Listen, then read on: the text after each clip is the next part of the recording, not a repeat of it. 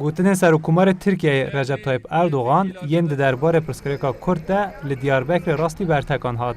Li gorî nirxandina rêveberên saziyên lêkolînan, pirsgirêka Kurd bûye pirsgirêkeke navneteweyî û her çiqas Erdogan ji bo çareserkirina vê pirsgirêkê hingav avê dibin jî nikare bibêje wan ev pirsgirêk bi temamî çareserkirin e. Tu nikarî bêjî pirsgirêka Kurdî ne, yani wexta Selahattin Demirtaş di hepsê de be û siyaset em bêjin qayyûm hatibin avêtin li derekî em bêjin Kurdî hîn ne tiştekî fermî be an jî nehatibe astek em bêjin bi xwe bawer li nav dewletê de nikarî bêjî pirsgirêka Kurd tune ye lê tiştê ku AK Partî kirin heta niha baş bin heta qasî wan kesî tiştekî wisa nekir. Ev divê heqê wan were teslîm kirin lê ji vê astê paş veçûne aniha wê meseleyê nas nakin divê ev navkokiya were dîtin û pirsgirêka Kurd were qebûl kirin.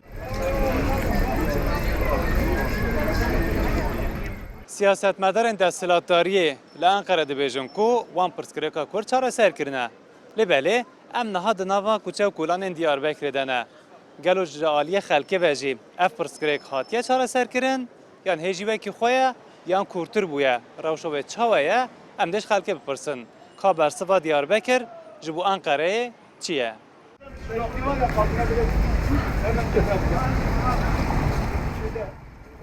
Mesela Kürt gerekli Diyarbakır'da bu Kürdi okulu mevabın her çeşitme bu Kürdi be yani. Çünkü zamanı mı Kürdiye. Fakat tişki avatına bıçağı hal kiriye ki hal kiriye ne zanım. Ki hal kiriye bir şey. Ki de hal kiriye.